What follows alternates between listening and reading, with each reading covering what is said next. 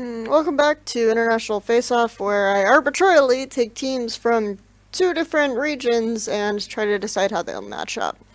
Last time I went for Unicorns in Love and Cloud9, but it would kind of get a little bit stale if I only just looked at top teams from every region. So while this is probably the thing that most people care the most about, because this is what we'll see at Worlds, I actually think it would be more fun to occasionally look at matchups that we might not get to see ever, that maybe have a cool storyline or really hammer home like a game concept or a principle that I would really like to talk about. And so today's does both. And that's why I'm going to be talking about Misfits versus Invictus Gaming. Now, if you don't know the storyline behind this matchup, obviously in 2015, KaKAO was a member of Invictus Gaming alongside Rookie, who is still on the team. And even before that, KaKAO and Rookie played together for quite a while because he was on Arrows with Rookie before that.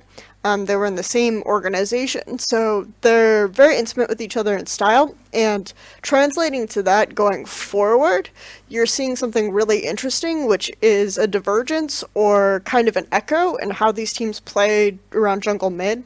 And I think these are two of the most interesting teams to talk about jungle mid in general, and since this is something I bring up a lot, I thought this would be a great matchup to hit home, because I think right now, jungle mid synergy is really important in the meta, okay? If you have a mid laner who is pushed out, this opens up the map a ridiculous amount for you, and probably the most efficient use of this is to be able to invade, put down vision, seek out the enemy jungle, take his camps and set him behind him. Because spawn times are kind of delayed in the new season, this can be even more devastating. And you can get to situations where if you're targeting things like raptor camps, the enemy jungler is behind like 2 levels or something really early on. And it's really difficult to come back after that. But I think the reason why I wanted to talk about these two teams is because when they have mid priority or they have a lane priority, their junglers are really, really good about reacting to this almost immediately to do something on that side of the map. And it's really interesting and exciting to see. And it's also a little bit of a redemption story for the other halves of, the KaKAO and Rookie duos, because after they split, Kid, who was the AD carry for Invictus Gaming, and he kind of did really, really terrible on the international stage, moved to jungle to actually replace KaKAO, and he's done pretty well for himself. He's definitely not one of the worst looking members of the team anymore, and he gets a lot kind of from playing off and around and with Rookie. KaKAO himself, after a really poor 2016 in the League of Legends Secondary Pro League, was looking for a bit of a redemption story on Misfits, and so was Power of Evil after 2016 on Origin, because he was kind of the guy who was cast off into the, well, Expeke is gone narrative, we need Expeke to come back. Power of Evil has played really inconsistently, you always have to wait for the game to scale for him to be effective at all.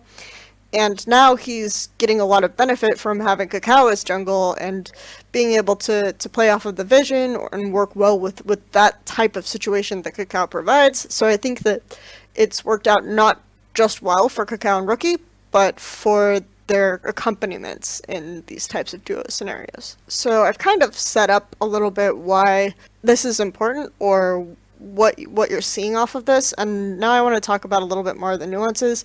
How they still remain the same is I actually also think Invictus Gaming and Misfits are really good at involving their supports in these types of scenarios.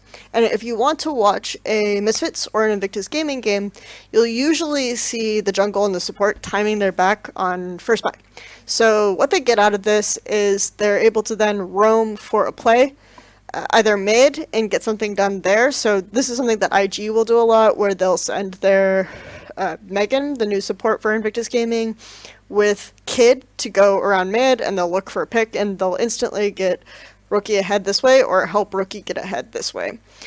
Whereas Misfits, it's a little bit more nuanced. Ignar and KaKAO are much more likely to back and room for wards, or KaKAO is likely to go bottom on occasion and gank for Ignar and get Ignar ahead, and then this just really frees up Ignar to roam more often with KaKAO.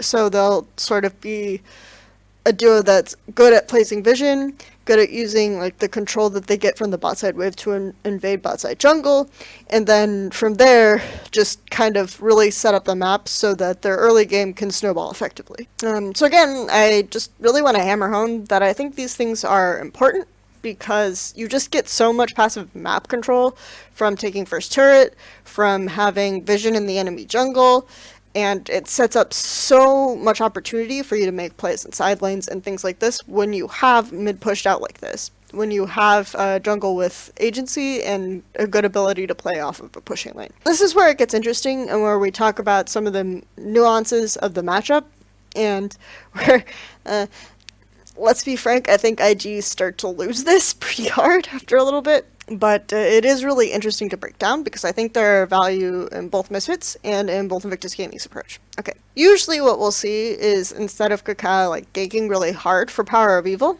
we'll see him place wards for Power of Evil to get more out of the lane. And this kind of enables Power of Evil in maybe a safe matchup to push a little bit more further than he would have otherwise to keep the match even. And then at times, he'll even be able to roam. There are kind of weird situations where Power of Evil will roam up top because you'll have top and mid up both pushing, and maybe Power of Evil will spend too much time bots top or bot or wherever he's going, and the enemy mid will push back too much and he'll lose a wave or something off of that. So you'll see Power of Evil more likely to put himself behind in these types of scenarios as well in order to benefit a side lane. And I think this is the biggest difference between IG and Misfits is IG's power is actually in their mid jungle duo, whereas I think that Misfits' power is going to be much more in their side lanes, and their mid jungle duo kind of enable that.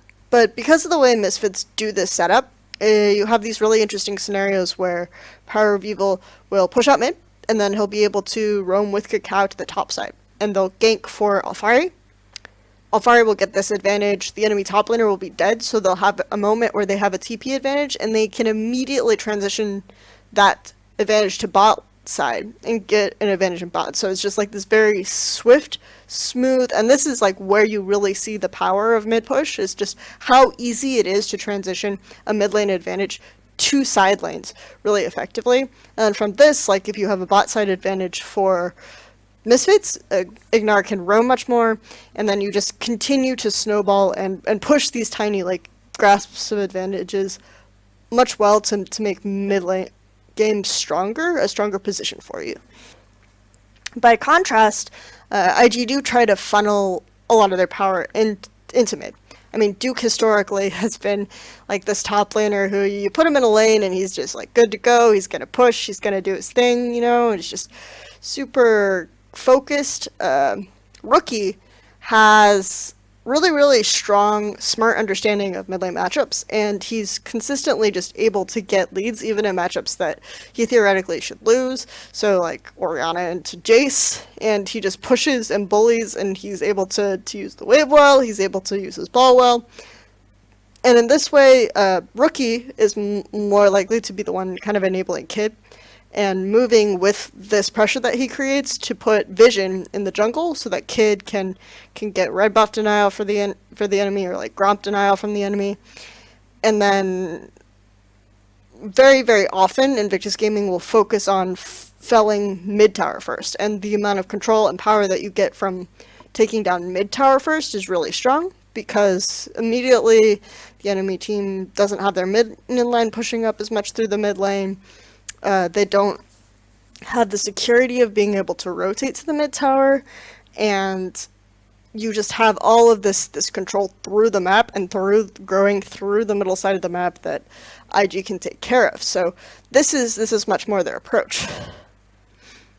And they put so much agency on Rookie to control this as a control point that you can kind of see why it's like an all or nothing situation, and where I think it's super high risk reward and they start to lose to Misfits a little bit. Part of the reason why this is an issue is because IG's 80k Marge that they've been using isn't really as strong, and you'll have situations where IG are pushing out mid and there's a gap where Rookie can be abused. Like they have a stronger jungle matchup, for example, and the jungle will come and gank Rookie before Kid and Megan can get the roam off and start to punish the mid lane.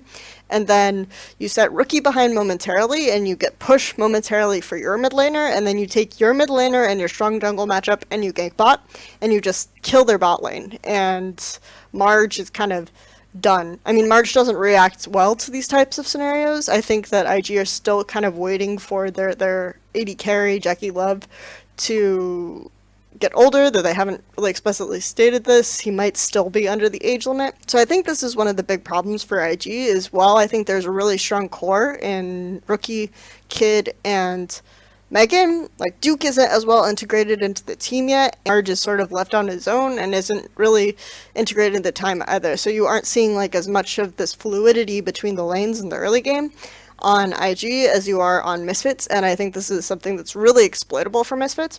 However, because Misfits don't necessarily always gank mid, they actually might not get as much advantage of this. So if KaKAO just puts wards on either side, then I think that Power People is more subject to the way that IG like to play, or he might be more exposed to the way that IG like to play, and IG could get an advantage this way. But I think that if Misfits would do any sort of scouting, they would sort of prevent this from happening. And then even if you have like a best of series between these two teams, right, then Misfits might fall for it first. But after that, as teams in the LPL have started to adapt, it's like, oh, we really just have to gank Rookie super early, and then we control their bot side, and they're done. So that's a little bit unfortunate for IG. You would think that once we leave early game, this is definitely where Europe has the advantage, right? Europe, mid-game and late-game rotations and macro is always going to beat LPLs. LPLs is really unfortunate, really I don't actually think Misfits are that good mid or late game. I still think that they're probably going to be better overall, but there are really interesting ways in which IG has a slight advantage. One is that Duke is like a really good perma split pusher, right? That's always was his role on SKT. I mean, he was good at that earlier as well on KT, so he will, even on tanks, just permanently be in a side lane. And in LPL, at least, you've had these top laners go bottom and try to match him. So then they'll try to match him, but because he's just been there the whole time, he usually will have more CS. And so the jungle will have to come down too, which will enable IG to do something more with Rookie's agency and create opportunities on a different side of the map. It's really good because IG tunnel vision and focus a lot on Barons. This is something that I think Misfits have a problem with too. Though Misfits' Baron setups and vision control now has drastically improved. One thing that Misfits started to do much better is just the way that they set up Baron from red side. They'll prioritize getting picks like Varus much more on red side, Varus and Tahm Kench, and then so if someone tries to push in to the Baron side of the map to set up vision, even if Misfits are behind, they can really easily catch them out or push them back out and start controlling the Baron area, start setting this up. It's really weird because I feel like Misfits don't really use split pressure as well. Even when Alfari is kind of split pushing, he's looking for an opportunity to teleport in and fight. And their 1-3-1 lane assignments are still really questionable. I remember there was this situation where they had this composition that was really heavily criticized by the casting desk against Rocket, but I actually thought it was really good because you had the opportunity to use Orianna to side lane slightly, or at least push out the wave. And then you had a really strong 1-3-1 core with the Tahm Kench and the Varus. Because if someone tries to dive your mid lane, then you have Tahm Kench who's able to just kind of take advantage of that. But I think that Misfits' allocation of where they wanted to place their players on the map was a little bit wonky. And like Tahm Kench wasn't there when someone dived of the Orianna and things like this. So it was just like really kind of questionable. And again, it just feels like both of these teams want to overgroup.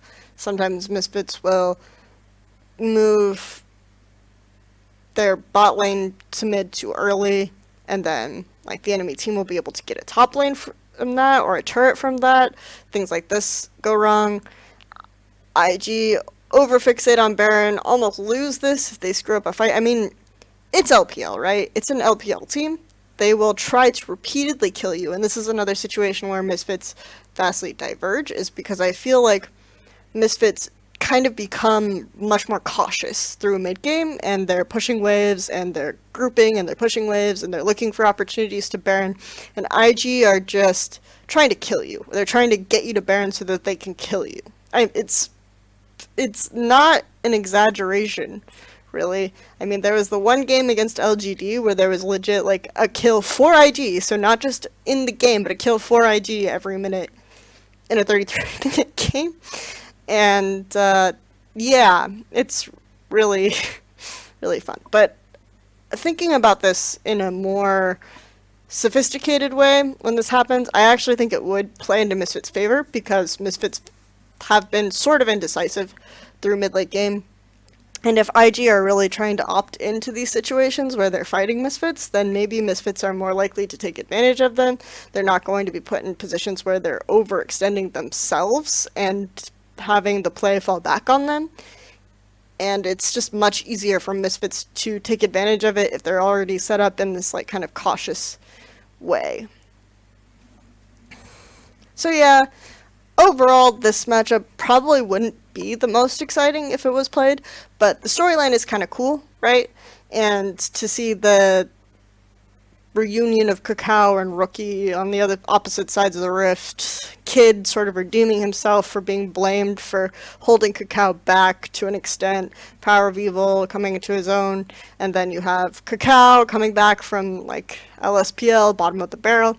So the storyline is cool, right? And then you have this really interesting mechanism and the way that you're going to see these teams play around jungle and mid, which I think is really fun. So this would be a matchup I'd like to see. Probably won't see it because though Misfits are a top 3 EU team right now and they have the possibility of making Worlds, I'm really kind of I feel like IG won't, and it will really depend on whether or not we see their AD carry come in and how that changes the team.